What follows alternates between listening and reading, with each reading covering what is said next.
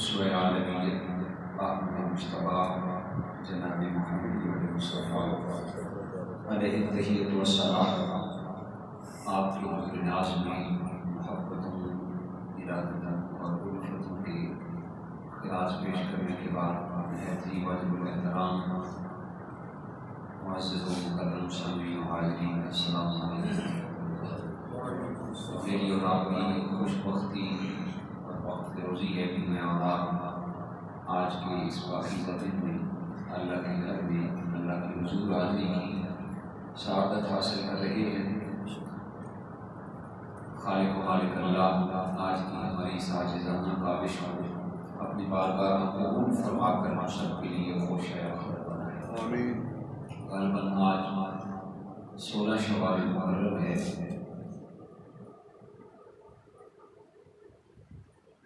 15 یا 13 یا 12 یہ 3 روایات ملتی ہیں۔ سن 3 ہجری کو شوال محرم کی 15 تاریخ کو مدینہ طیبہ کے مسافات میں 3 کلومیٹر کی مسافت پہ کفر اور اسلام کا ایک معرکہ ہوا، جس کو غزوہ احد کے نام سے یاد کیا جاتا ہے۔ اس حوالے سے چند معلومات میں آپ کی کوشش کروں گا۔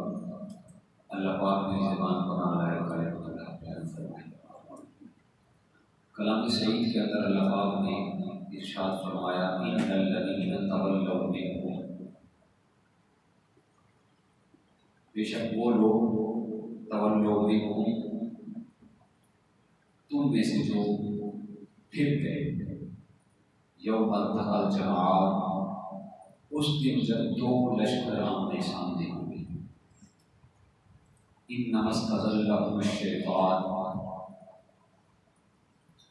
ان میں سے بعض کو شیطان نے بہکا دیا، بعد ما کسبوا، ان میں سے بعض نے یہ کام کر دکھایا، یعنی شیطان نے بہکا دیا۔ وَلَقَدْ عَفَا اللَّهُ عَنْهُمْ، یاد رکھیں یہ جو میں نے جتنی باتیں بھی بیان ہوئی اس کے بارے میں تمہیں زبان کھولنے کی ضرورت نہیں۔ وَلَقَدْ عَفَا اللَّهُ عَنْهُمْ، تاکہ اللہ نے انہیں معاف فرما دیا۔ إِنَّ اللَّهَ غَفُورٌ حَلِيمٌ، اور اللہ بخشنے والا اور رحم کرنے والا ہے۔ اس آیت کریمہ کے اندر غزوہ احد کا ذکر کیا گیا ہے۔ بعض صحابہ سے خطا اجتہادی ہوئی، وہ صحابہ کرام کا ہی خاصہ تھا۔ امت کے لیے اس میں خاموشی بھی بہتر ہے۔ جب اللہ نے معاف فرما دیا تو میں اور آپ کون ہوتے ہیں کہ قیامت تک، کیونکہ اللہ جانتا تھا میرے حبیب کے یاروں سے جو تھوڑی سی خطا سرزد ہوئی، خطا اجتہادی، قیامت تک لوگ آئیں گے اور زبانیں دراز کرتے رہیں گے، تو اللہ پاک نے اس وقت ہی فرما دیا تمہیں زبانیں دراز کرنے کی اجازت نہیں ہے، معاملہ میرا اور میرے معبود کے یاروں کا تھا، تو میں نے درمیان میں آپ کے معبود کے یاروں کو معاف فرما دیا ہے، اور میری ذات بخشنے والی اور رحم کرنے والی ہے۔ آپ جانتے ہیں کہ کفر اور اسلام کا پہلا معرکہ غزوہ بدر ہوا 2 ہجری کے اندر رمضان مبارک کی 17 تاریخ کو۔ اس کے اندر کفار بھی بڑے بڑے سرغنہ تھے، ابو جہل، عتبہ، عتیبہ، شیبہ، مختلف اس قسم کے دیگر 70 بڑے بڑے جو سرداران مشرکین کفار تھے مکہ کے، وہ واسطے جہنم ہوئے، پھر انہیں ایک کنویں کے اندر ڈال دیا گیا۔ پھر میرے آقا نے یہ بھی فرمایا، کنویں پہ کھڑے ہو کے انہیں کنویں کے اندر ڈال کے فرمایا تم ہی کہتے تھے نا اسلام کو ہم مٹا دیں گے، اور سے سن لو آج اسلام کو اللہ نے غلبہ دے دیا۔ اس موقع پر فاروق اعظم نے عرض کیا رسول اللہ یہ ہوتے بھی سنتے ہیں؟ میرے آقا نے اس وقت فرمایا تھا اے فاروق، اے عمر فاروق، جس طرح زندہ آدمی سنتے ہیں اسی طرح مردہ بھی سنتے ہیں، ان کے پاس بولنے کی طاقت نہیں ہوتی، تو ان کے 70 بڑے بڑے کفار کو واسطے جہنم کیا گیا۔ ٹھیک اس کے 1 سال بعد انتقام کی آگ ان کے سینوں میں پل رہی تھی۔ 1 سال تیاری کرتے رہے کہ ہم نے اپنے بڑوں کا بدلہ لینا ہے، تو 1 سال کے بعد شوال المکرم کے مہینے میں 12، 13 یا 15 تاریخ کو انتقام کی آگ میں اس قدر آگے ہوئے کہ انہوں نے مکہ سے کشتی کی اور مقام ابوا سے ہوتے ہوئے مدینہ طیبہ کے قریب پہنچے۔ امام فخر الدین رازی رحمہ اللہ نے لکھا، جب مقام ابوا کے پاس سے گزرے، قربان جائیں اس مٹی پر جس مٹی پر میرے اور آپ کے پیارے آقا کی اپنی جان کی تدفین ہے۔ ہزاروں لاکھوں کروڑ اربوں، میں کہتا ہوں پوری کائنات کی ہوئے زمین اس ذرہ نور پہ قربان ہوا، اس پہ میرے اور آپ کے پیارے آقا کی اپنی جان کی نظر۔ میں نے بڑی کوشش کی 2017 میں جب گیا تھا کہ مجھے حاضری کا موقع ملے، لیکن جو بڑے ہوتے ہیں ان کی بھی ماننی پڑتی ہے، بڑوں کی ہو سکتا ہے اس میں بھی کوئی حکمت ہو، میں حاضر نہیں ہو سکا، لیکن میری خواہش ضرور ہے کہ انشاءاللہ پھر اللہ نے سنجوگ بنایا تو انشاءاللہ اس خطہ نور میں ضرور ہم حاضر ہوں گے۔ وہاں پہ دعا کریں اللہ آج اس مجلس کے صدقے ہم سب کو ظاہر موقع ظاہر آمین۔ تو اس کے قریب سے گزرے تو کافروں نے آپس میں پروپیگنڈا کیا کہ ایسا کرتے ہیں، نعوذ باللہ معاذ اللہ، نقل کفر مباشر، جانے کا ناشا سنن کی امی جان کی قبر کو کھودتے ہیں اور سیدہ کائنات میرے محبوب کی امی جان کی مزار اقدس کو کھود کر وہاں سے ہڈیاں نکالتے ہیں، نعوذ باللہ معاذ اللہ، ہڈیاں نکالتے ہیں اور نکال کر حضور علیہ السلام کی بارگاہ میں رکھی ہوئی اور کہیں گے اے محمد تم نے ہمارے بڑوں کو فنار کیا تھا، ہم نے بدلہ لے لیا، یہ تمہاری ماں کی ہڈیاں ہیں، نعوذ باللہ معاذ اللہ۔ جب وہ یہ پروپیگنڈا کر رہے تھے تو قدرت کی طرف سے انتظامات ہوتے ہیں، کسی نے کان پہ کہہ دیا خبردار ایسا نہ کرنا، اگر تم نے ایسا کیا تو قیامت سے پہلے قیامت آ جائے گی، پھر وہ اس ناپاک اور مذموم ارادے سے باز آتے ہیں۔ اس سے ایک فائدہ یہ ملتا ہے کہ قبروں کو نقصان دینا، قبروں کو مسمار کرنا، قبر والوں کو تکالیف دینا، یہ مسلمانوں کا شیوا نہیں ہے، یہ کافروں کا شیوا ہے۔ یہ مسلمانوں کی یہ جسارت نہیں ہو سکتی کہ قبر والوں کو تکالیف دیں اور قبروں کو مسمار کریں، نہیں، بلکہ حضور علیہ السلام نے تو فرمایا جس طرح زندہ آدمی کی عزت و تکریم کی جاتی ہے اس طرح مردہ کی بھی عزت و تکریم، بلکہ مردہ کی زیادہ عزت و تکریم کے متعلق حضور علیہ السلام کے فرامین موجود ہیں۔ تو انتقام کی آگ میں وہ اس معاملے سے تو باز رہے، سفر کرتے کرتے مدینہ النور کے 3 کلومیٹر مسافات میرا خیال ہے وہ شمال سائڈ ہے، احد پہاڑ، شمالی سائڈ کے احد پہاڑ کے قریب آ پہنچے۔ یہ وہ پہاڑ ہے جس کو یہ اعزاز حاصل ہے کہ یہ جنتی پہاڑ ہے۔ حالانکہ قرآن مجید نے یہ واضح کہا ہے کہ تمام کافر اور تمام پہاڑ دوزخ میں جائیں گے، دوزخ کا ایندھن بنیں گے، لیکن اس پہاڑ کو یہ اعزاز حاصل ہے، میرے مصطفیٰ نے فرمایا یہ پہاڑ جنتی پہاڑ ہے، اس پہاڑ سے مجھے جنت کی خوشبو آتی ہے، کیونکہ حضور علیہ السلام کو اللہ نے مالک کل بنا دیا۔ آقا جس طرح چاہیں اللہ کی دی ہوئی طاقت سے آپ اس اختیار پہ عروج کار لا سکتے ہیں۔ تو اس دنیا کے اندر بڑے بڑے پہاڑ ہیں، مکہ کے اندر پہاڑ ہیں، مدینہ کے اندر بہت زیادہ پہاڑ ہیں، آپ کے اپنے ملک اس پاکستان کے اندر بہت زیادہ پہاڑوں کا سلسلہ ہے، لیکن اس پہاڑ کی کیا شان کہ جسے میرے مصطفیٰ نے جنت کا پہاڑ قرار دیا۔ اور یہ دوسرا پہاڑ ہے اس دنیا کے اندر جو ہمارے وجود میں آیا ہے۔ پہلا پہاڑ جو اس زمین پہ بنایا گیا وہ جبل ابو قبیس ہے، جو حضور علیہ السلام کی ولادت گاہ کے سامنے ہے.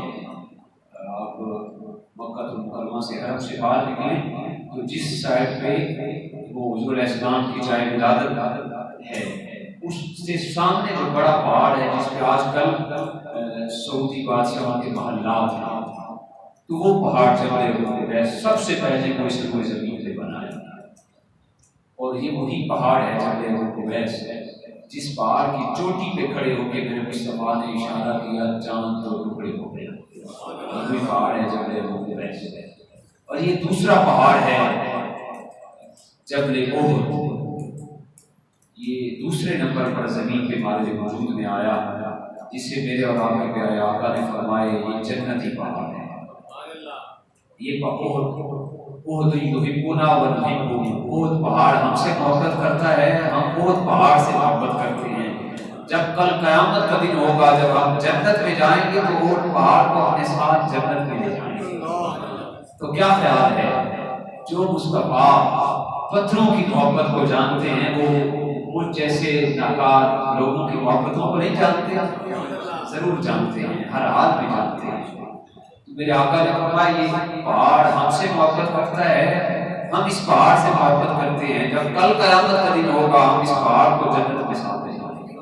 اور ذرا اگر میں اس کو محبتوں کے قرینے میں آگے لے کے چلوں، جن احباب نے دیکھا ہے وہ پہاڑ کو کم از کم اس کی حیت کو دیکھیں، اس کی بناوٹ کو دیکھیں، تو اگر اس کو غور سے دیکھا جائے تو وہ لفظ محمد کا منظر پیش کرتا ہے. 60 کلومیٹر کی مسافت پہ مورخین نے تاریخ دان نے لکھا کہ کم از کم اس کی جو حیت ہے، اس کی جو بناوٹ ہے وہ 7 کلومیٹر پہ پھیلا ہوا ہے احد پہاڑ. اور اس کو غور سے دیکھا جائے تو یوں محسوس ہوتا ہے جیسے لفظ محمد لکھا ہوا. یہ شعر اس وقت سمجھ آیا کیا شان احمدی کا چمن میں ظہور ہے، کیا شان احمدی کا چمن میں ظہور ہے. ہر نگر، ہر شجر، ہر حجر پہ میرے محمد کا نور ہے. تو وہ پہاڑ لفظ محمد کی حیثیت میں بنا ہوا ہے. حضور علیہ السلام ایک دن وہ پہاڑ پہ جناب سیدنا ابوبکر صدیق، جناب عمر فاروق، جناب عثمان غنی، یہ ساتھ ہیں میرے آقا احد پہاڑ پہ تشریف فرما ہوئے. احد پہاڑ کے اندر بھی پھرتی آ گیا، اس نے محبت کے زاویے میں جا کر رقص کرنا شروع کیا، وجد میں آ گیا، تلاطم برپا ہو گیا. احد پہاڑ نے جھومنا شروع کر دیا. میرے آقا ایک سائڈ پہ سیدنا ابوبکر صدیق ہیں، دوسری سائڈ پہ عمر فاروق اور عثمان غنی ہیں. میرے آقا نے صحابہ سے پوچھا، صحابہ جب حضور علیہ السلام کے قدم مبارک چوٹی پہ پہنچے تو اس کو بھی پہچان نصیب ہو گئی کہ آج معراج کے دلہا کے قدم میں چوٹی پہ آ چکے ہیں. میرے آقا نے صحابہ کو مخاطب کر کے فرمایا، صحابہ جانتے ہو یہ کیا ہو رہا ہے؟ تو صحابہ کا وہی تقیہ کلام اللہ و رسولہ عالم، یا خدا جانتا ہے یا خدا کے رسول جانتے ہیں. حالانکہ جانتے تھے، یہ تو بات بالکل واضح تھی کہ وہ پہاڑ جنبش کر رہا ہے، وہ ہل رہا ہے، حرکت کر رہا ہے، لیکن صحابہ حضور کے سامنے بولنا نہیں چاہتے تھے. جاننے کے باوجود صحابہ بولتے نہیں تھے. تو امتیاز تقیہ کلام اللہ و رسولہ عالم، یا اللہ جانتا ہے یا اللہ کا رسول جانتا ہے. تو میرے آقا نے فرمایا احد پہاڑ ہم سے محبت کا اظہار کر رہا ہے. احد پہاڑ اپنی وجد پہ آ کے اپنے مقدر پہ قربان ہو رہا ہے. اور میرے آقا نے فرمایا، میرے آقا نے پھر اپنی ایڑی لگائی، ایڑی لگا کر یا اس وقت کے لفظ ہیں یا اس وقت کے لفظ ہیں، فرمایا اے احد پہاڑ رک جا، کہیں میرے یاروں کو کوئی نقصان نہ پہنچائے. اے احد پہاڑ تو جانتا نہیں علیک نبی و صدیق و شہیدان. اے احد پہاڑ تو جانتا نہیں تجھ پر ایک اللہ کا نبی براجمان ہے. اے احد پہاڑ تو جانتا نہیں تجھ پر ایک اللہ کا صدیق سوار ہے اور 2 شہید سوار ہیں. حضور علیہ السلام نے اپنی ایڑی مار کر کہا کہ اے احد پہاڑ رک جا، تجھ پر ایک نبی اور ایک صدیق اور 2 شہید سوار ہیں. تو تاریخ کے اندر آتا ہے وہ پہاڑ فوراً رک گیا، ساکن ہو گیا. تو میرے آقا نے فرمایا اس پر یہ آپ نے احد پہاڑ کو اعزاز عطا فرمایا، فرمایا ھذا جبل یحبنا ونحبہ، صحابہ یہ پہاڑ ہم سے محبت کرتا ہے، ہم اس پہاڑ سے محبت کرتے ہیں، جب کل قیامت کا دن ہوگا ہم اس کو اپنے ساتھ جنت میں لے جائیں گے۔ اب غور سے دیکھیں، بڑے کامن سینس کی بات ہے کہ میں یہاں تک حدیث پاک تھی، آگے میں اپنی طرف سے یہ اس پہ تبصرہ کرنا چاہ رہا ہوں۔ کیا خیال ہے کہ احد پہاڑ نے کون سی عبادت کر رکھی تھی؟ جنت میں جانے کے لیے تو عبادت کی ضرورت ہے، جنت میں جانے کے لیے تو نمازیں چاہیے میرے بھائی، جنت میں جانے کے لیے مجاہدے درکار ہیں، جنت میں جانے کے لیے ریاضت کی ضرورت ہے۔ جنت میں وہی جائے گا جس نے ساری زندگی ذکر خدا و ذکر مصطفیٰ میں گزاری ہوگی۔ جنت میں جانے کے لیے تو یہ بھی ضروری ہے کہ اس نے صدقہ و خیرات کیا ہوا ہو، جنت میں جانے کے لیے یہ بھی ضروری ہے کہ اس نے زندگی میں جہاد کیا ہو، تعریف مصطفی، توصیف نبی پر کوئی کتاب لکھی ہو، یہ ساری چیزیں ایسی ہیں جو جنت میں جانے کے لیے ضروری ہیں۔ تو اس پہاڑ نے کون سی عبادت کی تھی؟ اس نے نماز پڑھی تھی، بولے اس نے نماز پڑھی تھی، صدقہ خیرات کیا تھا، کوئی جہاد کیا تھا، کوئی ذکر و اذکار کیا تھا، کوئی کتاب لکھی ہو، کوئی ایسا نہیں۔ وہ اور ہیں جو کہتے ہیں جنت میں جانے کے لیے، میں نام نہیں دیتا، جنت میں جانے کے لیے نماز ضروری ہے، جنت میں جانے کے لیے جہاد ضروری ہے، جنت میں جانے کے لیے مجاہدے ضروری ہیں، جنت میں جانے کے لیے ریاستیں ضروری ہیں، لیکن رسول کائنات نے پہچان اور علامت بتا دی، قیامت تک کے لیے یہ علامت بیان فرما دی، فرمایا جنت میں جانے کے لیے وہ اور لوگوں کا ذاکرہ ہو سکتا ہے، وہ کہتے ہیں نمازیں ضروری ہیں، مجاہدے ضروری ہیں، ریاستیں ضروری ہیں، میرے مصطفیٰ نے علامت بتا دی، فرمایا یہ احد پہاڑ جنت میں اس وجہ سے نہیں جائے گا یہ نمازیں پڑھتا ہے، یہ اس وجہ سے جنت میں نہیں جائے گا یہ جہاد کرتا ہے، علامت بتا دی یہ جنت میں اس وجہ سے جائے گا یہ مجھ سے محبت کرتا ہے۔ تکبیر، نعرہ رسالت، نعرہ تحقیق، نعرہ حیدری، علامت بتا دی کلمہ قیامت تک کی۔ میرا بات کرنے کا یہ مقصد نہیں کہ انسان نمازیں پڑھنا چھوڑ دے، یہ لازمی امر ہے۔ میرے مصطفیٰ نے فرمایا نماز میری آنکھوں کی ٹھنڈک ہے۔ کیا فرمایا؟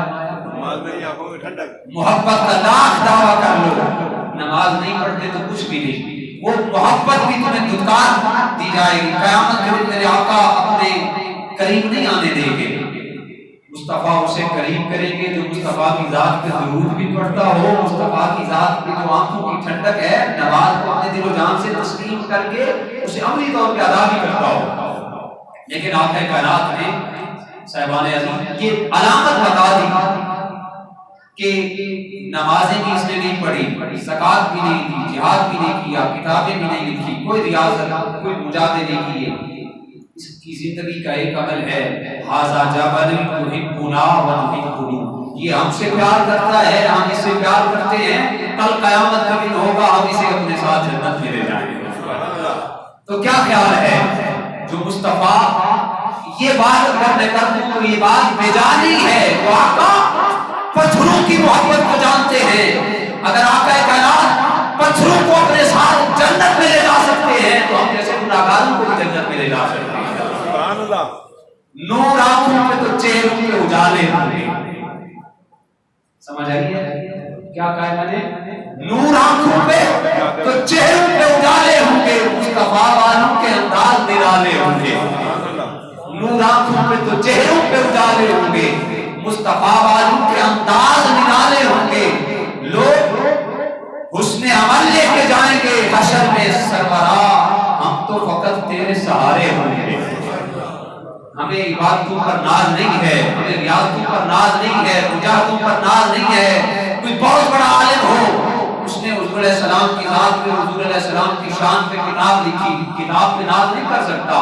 وقت کا شیخ الحدیث ہو، قال قال رسول اللہ کی صدائیں دینے والا ہو، اس پہ ناز نہیں کر سکتا۔ جو ناز ہے جس پہ ناز کیا جا سکتا ہے، جس کا ہمارے اکابرین نے بھی کہا اس کا ناز کیا جا سکتا ہے، وہ ایک لمحہ اگر محبت مصطفیٰ میں گزر جائے پوری کائنات کی عبادتیں ہیج ہے۔ محبت مصطفیٰ کا وہ مرحلہ وہ لمحہ افضل و آخری۔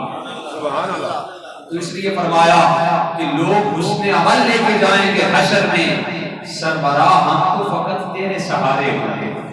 مصطفیٰ کی زبان ہلنی ہے، آقا کائنات سرور کائنات صلی اللہ علیہ وسلم کی زبان ہلنی ہے۔ میرے آقا جب سجدہ فرمائیں گے میدان محشر میں، سجدہ فرمائیں گے، خالق مالک اللہ کہے گا میرے حبیب ارفع راسکا، ذرا سر تو اٹھاؤ، بتاؤ کیا مانگنا چاہتے ہو، آج بتاؤ، آج مانگو تمہیں عطا کیا جائے گا، اور اتنا عطا کیا جائے گا وَلَسَوْفَ يُعْطِيكَ رَبُّكَ فَتَرْضَىٰ، میرے بابو کو اتنا دیا جائے گا، اتنا دیا جائے گا کہ آپ راضی ہو جائیں گے، اور وہ جو دیا جائے گا وہ کیا ہوگا، وہ مصطفیٰ صلی اللہ علیہ وسلم کی امت کی بخشش ہوگا۔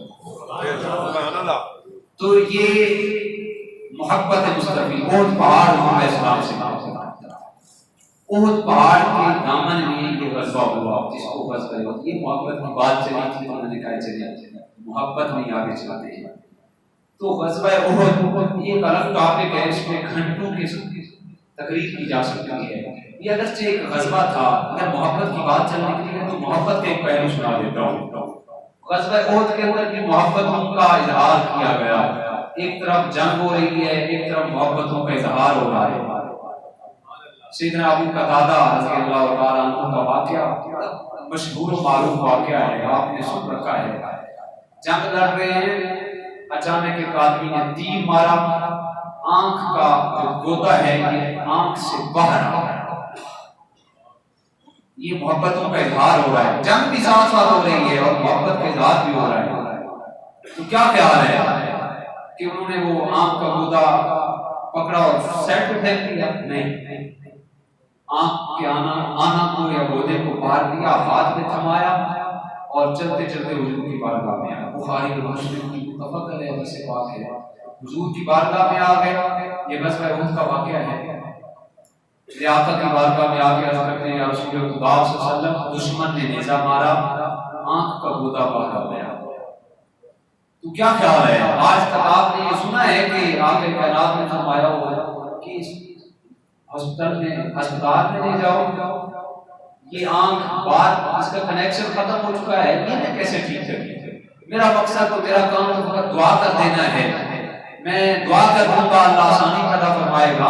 یہ کام تو ڈاکٹروں کا ہے نہیں، سرجن کا کام ہے، جاؤ سرجن کو دکھاؤ۔ حضور نے یہ نہیں فرمایا، بخاری کو نکالیں، حدیث کی دیگر جتنی بھی احادیث کی بکس کے اندر یہ واقعہ آیا ساری بکس کو پڑھیں۔ حضور علیہ السلام کی بارگاہ میں عرض کی گئی آقا آنکھ کا گودا باہر آ گیا ہے، مہربانی فرمائیں، کرم نوازی فرمائیں، اس سے کیا فائدہ حاصل ہوا ہے؟ گویا صحابہ کرام کا یہ نظریہ تھا، یہ فکر تھی کہ خالق و مالک اللہ نے اگر بیماریاں عطا کی ہیں تو کائنات عالم کی ساری بیماریوں کا علاج اللہ نے مصطفیٰ کی جیب رحمت میں رکھ دیا۔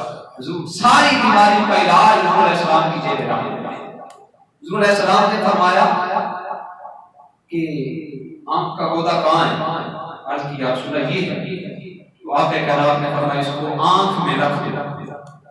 سیدنا ابو قتادہ رضی اللہ تعالیٰ عنہ فرمایا اس کو آنکھ میں رکھ دو، اور حضور علیہ السلام نے لعاب دہن اپنی انگلی پہ لعاب تھوک جس کو کہتے ہیں، حضور کے ساتھ اس کی نسبت ہوئی تو ہم اس کو تھوک نہیں کہہ سکتے۔ محبتوں کا مرکز اور محور کائنات کا ذرہ ذرہ جس کی نسبت حضور سے ہو گئی وہ ہر چیز افضل۔ میں اور آپ لڑائی کریں، ہم اس کو جنگ کہہ سکتے ہیں، کیا خیال ہے؟ غزوہ کہہ سکتے ہیں؟ کہہ کے دن تو دیکھیں پرسوں ہی فتویٰ جڑ دیا جائے گا۔ ایمان میں اسلام میں مداخلت کے زمرے میں یہ بات آئے گی اگر میں اور آپ جس لڑائی میں شریک ہو سے غزوہ کہتے ہیں۔ غزوہ کائنات قیامت تک جنگیں ہوتی رہیں گی، لیکن ہم اس کو جنگ کہہ سکتے ہیں، غزوہ نہیں کہہ سکتے۔ غزوہ وہی جنگ ہے جس میں میرے مصطفیٰ شریک ہے۔ تو حضور کے ساتھ اس کی نسبت ہوئی تو وہ جنگ بھی عام جنگ نہ رہی، وہ بھی افضل اور اعلیٰ بن گئی۔ تو جس چیز کی نسبت حضور سے ہوتی وہ افضل اور اعلیٰ۔ حضور علیہ السلام نے لعاب دہن لگایا تو حضرت ابو قتادہ رضی اللہ تعالیٰ عنہ فرمایا آنکھ کھولو، حدیث پاک کوٹ کر رہا ہوں، یہ کوئی کہانی یہ کوئی ناول کا قصہ نہیں بیان کر رہا، حدیث پاک ہے، ریفرنس میں نے بخاری اور مسلم کا دیا۔ حضور علیہ السلام نے فرمایا آنکھ کھولو، جب آنکھ سیدنا ابو قتادہ نے کھولی تو میرے مصطفیٰ نے آگے کائنات والوں کے لیے پیغام کے طور پہ ایک اسوہ بھی چھوڑنا تھا. حضور علیہ السلام نے حضور فرما دیتے جاؤ بھی جا کے لڑائی کرو. نہیں پوچھا کہ قتادہ اب آنکھ سے کچھ نظر آ رہا ہے تو کیا خیال ہے؟ حضور علیہ السلام نے زمانے والوں کو یہ پیغام دیا مصطفیٰ اگر علاج کرنا جانتے ہیں تو اس کو صحیح سلامت کرنا بھی جانتے ہیں. اگر آقا نے علاج کر دیا ہے تو اس کا مطلب یہ نہیں کہ ڈاکٹر پرہیز بتاتے ہیں. اللہ ڈاکٹر صاحب موجود ہیں, کوئی بندہ آنکھ بنائے تو کیا خیال ہے 2 مہینے تو میرا خیال ہے پرہیز کرنی پڑتی ہے. ایسے ہے ڈاکٹر صاحب کہ اس پہ وہ پٹی باندھنی ہے, تم نے سجدہ نہیں کرنا, تم نے نیچے جھکنا نہیں ہے, تم نے بلیک اینک پہن کے رکھنی ہے, تم نے لال مرچ نہیں کھانی, تم نے یہ نہیں کھانا وہ نہیں کھانا, اگر یہ کھاؤ گے تو ریشہ ہو جائے گا. احتیاطی تدابیر یہ بھی ضروری ہے. ڈاکٹر بتاتے ہیں ایک طرف آقا نے آنکھ رکھی, لعاب دہن لگایا, فرمایا آنکھ کھولو, آنکھ کھلی تو حضور علیہ السلام نے فرمایا قتادہ کچھ نظر آ رہا ہے. تو سیدنا ابو قتادہ کے اس ایمان افروز جملے پر قربان جائیں. مصطفیٰ جان عالم صلی اللہ علیہ وسلم کی پاکیزہ تربیت یافتہ سیدنا ابو قتادہ رضی اللہ تعالیٰ عنہ ہاتھ باندھ کے عرض کرتے ہیں آقا اللہ کی عزت کی قسم. یہاں پہ ایک بات اور بھی میں کوٹ کر دوں, جب انہوں نے کہا عرض کی یا رسول اللہ آنکھ چاہتا ہوں, یہ آنکھ کا آنا 12 مہربانی فرمائیں, تو میرے مصطفیٰ کا دریائے رحمت اور بھی موج میں آیا. حضور علیہ السلام نے فرمایا قتادہ آنکھ چاہتے ہو یا جنت چاہتے ہو؟ آنکھ چاہتے ہو یا جنت چاہتے ہو؟ تو کیا خیال ہے کوئی ہر بندہ ایسے کہہ سکتا ہے؟ وہی کہتا ہے جس کے بعد اختیار میں ہوتی ہے. فرمایا آنکھ چاہتے ہو یا جنت چاہتے ہو؟ تو سیدنا ابو قتادہ کا محبت والا جملہ سنیں. عرض کی گئی یا رسول خدا جب غلامی مصطفیٰ کا پٹا گلے میں ڈالا تھا, جب کلمہ پڑھا تھا, پھر طائف فرماتے ہیں محمد کی غلامی سند آزاد ہونے کی, محمد کی غلامی ہے سند آزاد ہونے کی, خدا کے دامن رحمت میں آباد ہونے کی. جو غلامی مصطفیٰ کا گلے میں پٹا ڈال دیتا ہے, کلمہ پڑھ دیتا ہے, وہ سمجھے وہ خدا کے دامن رحمت میں آباد ہو جاتا ہے. عرض کی گئی یا رسول اللہ جنت تو اس وقت مل گئی تھی جب میں نے آپ کا کلمہ پڑھا تھا, مہربانی فرمائیں آپ کو بھی ٹھیک فرما دیں. جنت تو اس وقت مل گئی تھی جب کلمہ پڑھ لیا تھا, اب آپ ٹھیک فرما دیں. آپ کو ٹھیک. سیدنا ابو قتادہ کہتے ہیں یا رسول اللہ مجھے اللہ کی عزت کی قسم ہے جو دوسری آنکھ جو صحیح سلامت تھی, عرض کرنے لگے یا رسول خدا صلی اللہ علیہ وسلم اب اس آنکھ کی بنسبت اس آنکھ سے جو لعاب دہن مصطفیٰ آپ نے لگا کر آنکھ کو ٹھیک کیا ہے, مجھے خالق و مالک کی عزت کی قسم اس آنکھ سے مجھے زیادہ نظر آ رہا ہے. سبحان اللہ. اور بخاری کے اندر امام بخاری نے لکھا وقت گزرتا گیا, آپ بوڑھے ہو گئے تو آپ فرماتے ہوتے تھے سیدنا ابو قتادہ کہ بڑھاپے کے ساتھ ساتھ اس آنکھ میں جو دوسری آنکھ تھی اس کی روشنی تو ختم ہوتی جا رہی ہے, لیکن جس آنکھ کو مصطفیٰ نے لعاب دہن کے ساتھ جوڑا تھا اس آنکھ کی بینائی دن بدن بڑھتی چلی جا رہی ہے. سبحان اللہ. تو غزوہ احد کے اندر مصطفیٰ جان عالم صلی اللہ علیہ وسلم کی محبتوں کے مظاہر بھی پیش کیے صحابہ کرام نے. سیدنا امیر حمزہ رضی اللہ تعالیٰ عنہ کی شہادت بھی غزوہ احد میں ہوئی. غزوہ احد کے اندر جو مشرکین کی تعداد تھی وہ 1000 تھی اور 3000 تھی, اور مسلمانوں کی جو تعداد تھی وہ 1000. بیچ میں کچھ منافقین تھے عبداللہ بن ابی جیسے, راستے میں اس نے کہا کہ بدر میں آپ سردار تھے, احد میں آپ سردار مجھے بنائیں. تو حضور علیہ السلام نے فرمایا دیکھیں سردار نہ میں ہوں نہ تم ہو, ہم تو وہی کام کرتے ہیں جس کا اللہ حکم دیتا ہے. وما ينطق عن الهوى ان هو الا وحی یوحی. اس نے کہا نہیں, بدر میں آپ کا کہنا ہم نے مانا تھا, اس میں آپ ہمارا کہنا مانیں گے. مصطفیٰ صلی اللہ علیہ وسلم نے فرمایا ایسے نہیں ہو سکتا. اس نے کہا اگر ایسے نہ کیا تو میں اپنی فوج کو نکال لوں گا, اپنے سپاہی نکال دوں گا. تو 1000 میں سے 300 سپاہی اس کے تھے عبداللہ بن ابی کے, تو اس نے وہ 300 سپاہی نکال لی. علیہ السلام نے فرمایا لے جاؤ منافقوں کو, ہمیں منافقوں کی ضرورت نہیں ہے, اسلام کسی سہارے کا محتاج نہیں, اسلام کا جو واحد سہارا ہے وہ اللہ کی مدد اور نصرت کا سہارا. تو غزوہ احد کے اندر پہلے حملے کے اندر اسلامی لشکر کو عظیم الشان فتح نصیب. 50 صحابہ کو علیہ السلام نے درے پہ ڈپٹی لگائی, جو پہاڑوں کے درمیان ایک راستہ ہو تو اس کو درہ کہتے ہیں. 50 صحابہ کی وہاں پہ ڈیوٹی لگائی گئی تو حضور علیہ السلام نے فرمایا جب تک میرا حکم نہ ہو تم نے اس درے کو نہیں چھوڑنا. پہلے حملے میں اسلامی لشکر کو فتح نصیب ہوئی. کافر جتنے بھی تھے، ابو سفیان تھا، خالد بن ولید تھا، عمرو بن عاص تھا، اس وقت دشمنوں کے کمانڈر تھے، اور خالد بن ولید کی یہ پہلی لڑائی تھی جو کفر کی تھی. بعد میں جتنی بھی لڑائیاں لڑی تو انہوں نے اسلام میں لڑا، اور تینوں کے کو اللہ تعالیٰ نے غزوہ احد کے بعد اسلام کی دعوت سے بالا کیا. تو پہلے حملے میں جب فتح ہوئی تو یہ سارے میدان جہاد کو چھوڑ کر بھاگ گئے. دور سے جب 50 صحابہ نے دیکھا کہ اب جنگ تو ختم ہو چکی ہے، حضور علیہ السلام کا حکم اس وقت تک تھا جب تک جنگ جاری تھی، اب جنگ ختم ہو چکی ہے لہذا ہمیں درے پہ رہنے کی ضرورت نہیں ہے، یہ خطائے اجتہادی ہیں. تو انہوں نے درہ چھوڑ دیا اور جا کر مال غنیمت کو اکٹھا کرنا شروع کیا. دور سے خالد بن ولید نے دیکھا کہ درہ خالی ہے، اس نے کہا دوڑو بھائی آج موقع ہاتھ میں لگ گیا ہے، اگر فتح چاہتے ہو. تو اس درے کی جانب سے کفار پھر واپس پلٹے اور آ کر حملہ کیا، تو جس سے بڑا نقصان سی ایک کیفیت پیدا ہو گئی، حتیٰ کہ حضور علیہ السلام کے دندان مبارک بھی زخمی ہوئے، آپ کی پیشانی اقدس بھی زخمی ہوئی، اس سے حمزہ بھی شہید ہوئے اور 70 صحابہ شہید ہوئے. یہ 3 بڑے نقصان ہوئے غزوہ احد کے اندر. تو حضور جان عالم صلی اللہ اور شیطان اس غزوے کے اندر شامل تھا کفار کی طرف سے. حضور علیہ السلام جب زخمی ہوئے تو حضور علیہ السلام ایک گڑھے میں تشریف لے گئے.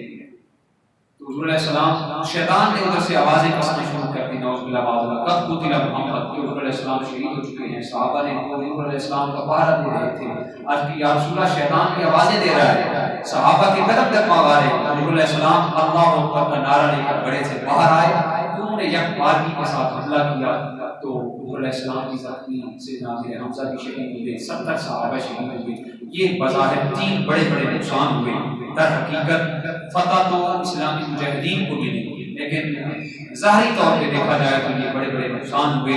اس کا سبب جو مورخین نے، محدثین اور مفسرین نے لکھا وہ یہی تھا کہ صحابہ کرام سے حضور علیہ السلام کے حکم کی عدولی ہوئی خطا اجتہادی کی وجہ سے، اور وہ انہوں نے جان بوجھ کر خطا نہیں کی تھی، جان بوجھ کر نہیں، قصدن نہیں، بلکہ عمدن یہ خطا اجتہادی ہوئی اور اتنا بڑا نقصان ہوا. صحابہ نے ایک خطا اجتہادی کی اور اتنا بڑا اسلام کا نقصان ہوا. میں اور آپ نے جو غزوہ احد کا پیغام لینا ہے وہ یہ ہے، ایک جان بوجھ کر نہیں بلکہ عمدن خطا ہوئی تو اتنا بڑا نقصان. میں اور آپ کو روزانہ جان بوجھ کر حضور علیہ السلام کی عدولی کر رہے ہیں. آپ نے فرمایا نماز میری آنکھوں کی ٹھنڈک ہے، ہم نماز نہیں پڑھ رہے. حضور علیہ السلام نے فرمایا مساجد کو آباد کرو، ہم مساجد سے ہمارا تعلق دور ہوتا جا رہا ہے، ختم ہوتا جا رہا ہے. دیگر حضور علیہ السلام نے حقوق العباد کی تعلیمات دی، وہ بھی آج ہم سے ختم ہوتی جا رہی ہیں. تو روزانہ ہر لمحے ہم حضور علیہ السلام کی عدولی کر رہے ہیں. تو ہمارے مسلمانوں کی عزت، مسلمانوں کی تقریب، مسلمانوں کی کامیابی اسی میں ہے کہ ہم حضور جان عالم صلی اللہ علیہ وسلم کے فرامین کے مطابق زندگی گزاریں، آپ کے حکم پر عمل پیرا ہو کر ان احکام کو روئے کار لائیں، تو ہی ہماری کامیابی ہوگی. اللہ پاک ہم سب کو حضور علیہ السلام کے احکامات نبی صلی اللہ علیہ وسلم پہ پورا ہو کر پورا اتر کر کاربند رہ کر زندگی گزارنے کی توفیق عطا فرمائے.